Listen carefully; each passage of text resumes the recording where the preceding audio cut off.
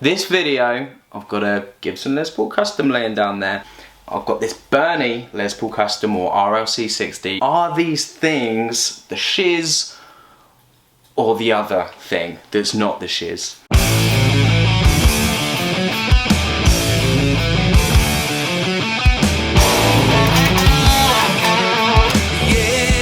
This thing is really cool. Like, really cool. You may have heard about lawsuit guitars. Let's do a bit of history, right? Give you a bit of a history lesson. So if you actually have a look when this was made, 1981, Burny is a subset of Fernandez guitars. Fernandez guitars set up Burny basically as Les Paul replicas. Gibson were the shiz. Japanese guitarists really wanted them, but they were really expensive to get hold of, right? If you wanted to get a Gibson Les Paul at that sort of time, once you factored in the cost of imports, getting your hands on one of those things just meant it was really expensive to do. So there was a big gap in the market, and loads of people popped up and went, hey, yeah.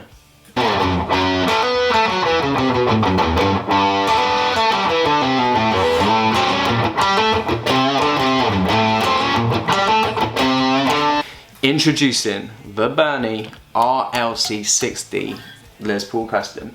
First things first, this is a 1981. This is when Burny basically said, hey, we're just gonna make this Les Paul Custom.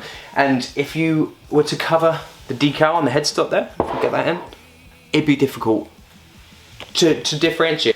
They basically just gave a massive finger to Gibson in saying, we're just gonna make your guitar. If you were to show this to someone that didn't know Les Paul Customs as well, the only real differentiating factor, you've got this rosewood fingerboard rather than the ebony or rich light. It's got the split diamond, it's got the open book headstock, and it plays really damn cool.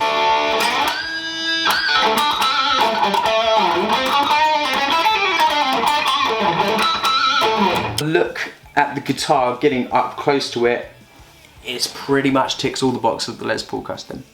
If you can pick one of these things up for the right price, do it.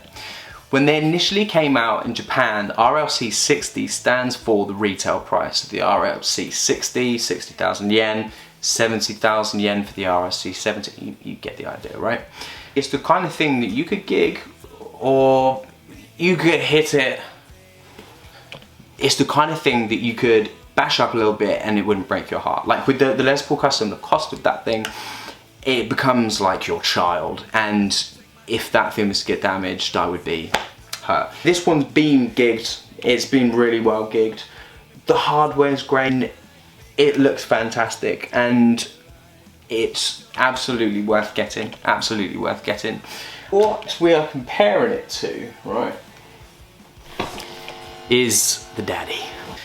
Can you compare a Gibson Les Paul Custom with a Burny fairly?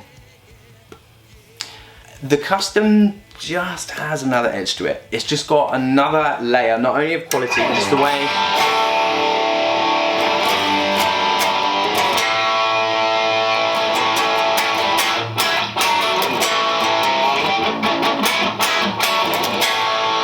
it just sings. The Burny Custom that we've got there is heavier, but this thing just blows it out of the water.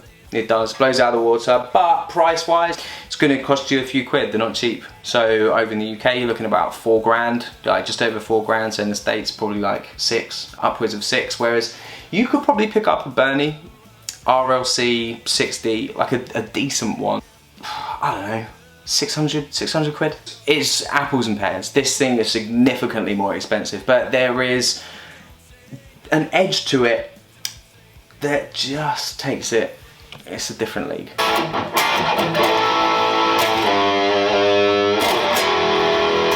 To sum things up, if you can find a Burny, because they don't come around all that often, but if you can find one, if it comes for the right price, buy it, love it. You'll do well with that guitar. Love it.